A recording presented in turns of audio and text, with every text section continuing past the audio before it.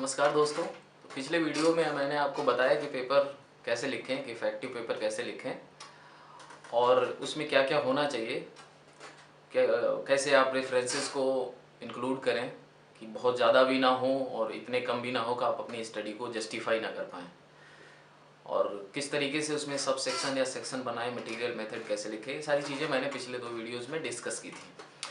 अभी बात आती है कि आपका पेपर तैयार है, आप सबमिट करना चाहते हैं।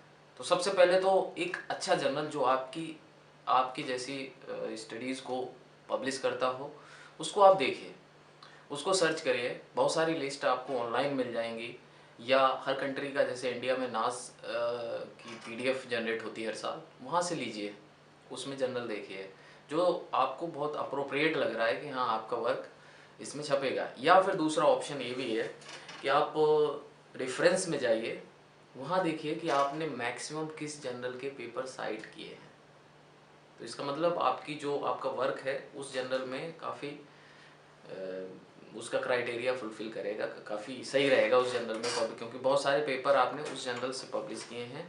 इसका मतलब उस तरीके की स्टडीज़ उस जर्नल में पब्लिश हो रही हैं। ऐसे आप जर्नल को सेलेक्ट कर सकते हैं।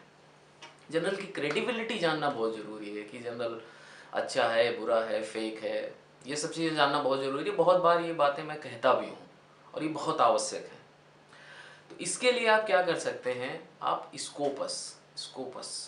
स्कोपस में अपने जो जर्नल आपने सेलेक्ट किया उसको चेक करें कि उसको इंडेक्स्ड है या नहीं है। वेब ऑफ साइंस में करें, नास रेटिंग में करें, तो इससे आपका पता चल जाएगा। 2 तरीके के जर्नल रहते हैं ज़्यादातर।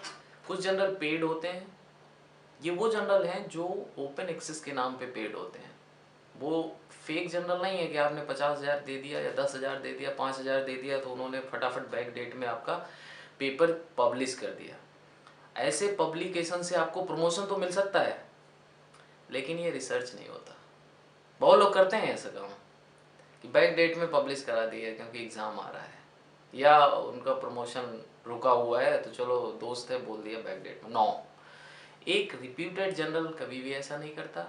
अगर वो चार्ज करता है तो ओपन एक्सेस, इसका मतलब ये होता है कि आपका जो पेपर है पब्लिकली अवेलेबल है बिना किसी पेमेंट के। दूसरे ऐसे जर्नल होते हैं जो फ्री हैं और वहाँ पे आप अगर इन जनरल उनकी पीडीएफ खुलती नहीं है, आपको चार्ज पे करना पड़ता है, जो भी रीडर्स हैं उनके लिए। तो सबसे पहले ये चीज़ देखनी आपको बहुत ज़रूरी रहती है। आप इसको ज़रूर देखें कि जनरल पेड है या फ्री है, और उस जनरल के अकॉर्डिंग आप अपने पेपर को फॉर्मेट करिए, बहुत सावधानी से करिए, वेरी इंपॉर्टेंट स्टेप।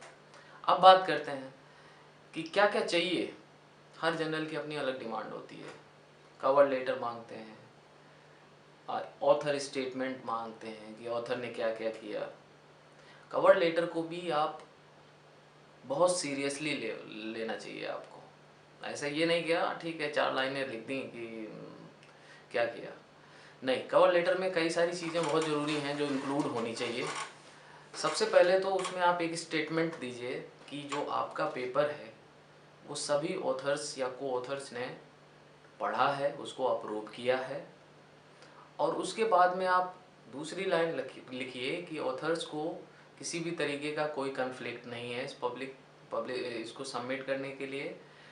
और एक लाइन होनी चाहिए कि ये पेपर कहीं पे भी सबमिट नहीं किया गया या कहीं भी